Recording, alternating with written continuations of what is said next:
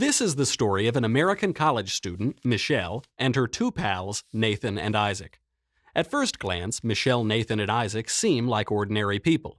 They work hard, they study, and they hang out with their friends. But Michelle, Nathan, and Isaac aren't ordinary people, because ordinary people haven't been arrested and hauled off to jail. Michelle, Nathan, and Isaac have. By whom? By Kellogg Community College, a small school in Battle Creek, Michigan. For what? Well, like many in the clink, their alleged crime involved distribution.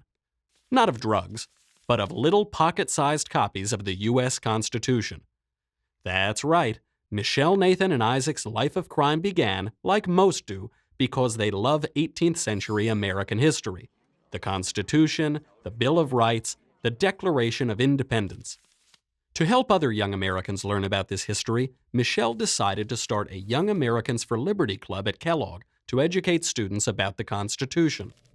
To let people know about this new club, Michelle and her friends stood on a large public walkway at Kellogg, a public college, and handed out their copies of the Constitution, a public document.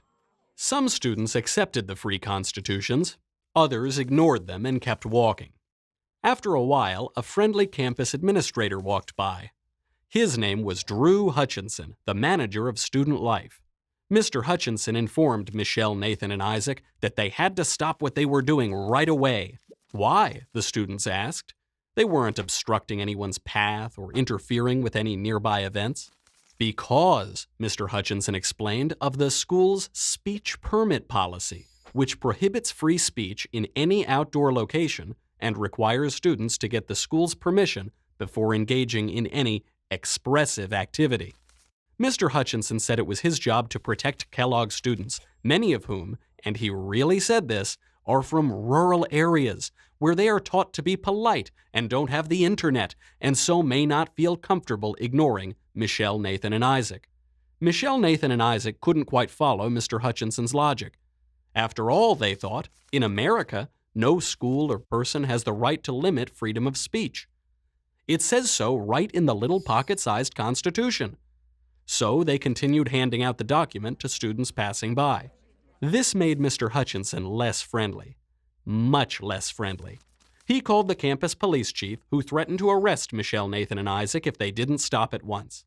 At this point, Michelle, Nathan, and Isaac reminded Mr. Hutchinson and the police chief that as long as they were on a public walkway at a public college, they had something called rights. Specifically, they had the rights to freedom of speech and freedom of assembly. In fact, you could say the only permit they needed to assemble and speak freely on a public campus is the Constitution itself. Unfortunately, Mr. Hutchinson couldn't quite follow the students' logic. Neither could the police chief, whose only actual authority rests in the very pocket-sized Constitution they were handing out. So he arrested Michelle, Nathan, and Isaac and threw them in the slammer for over 7 hours. Guess what? If you pay taxes in Michigan, you helped pay to arrest Michelle, Nathan, and Isaac. If you pay taxes anywhere, you also help pay for the many public universities across the country that have policies similar to those at Kellogg Community College.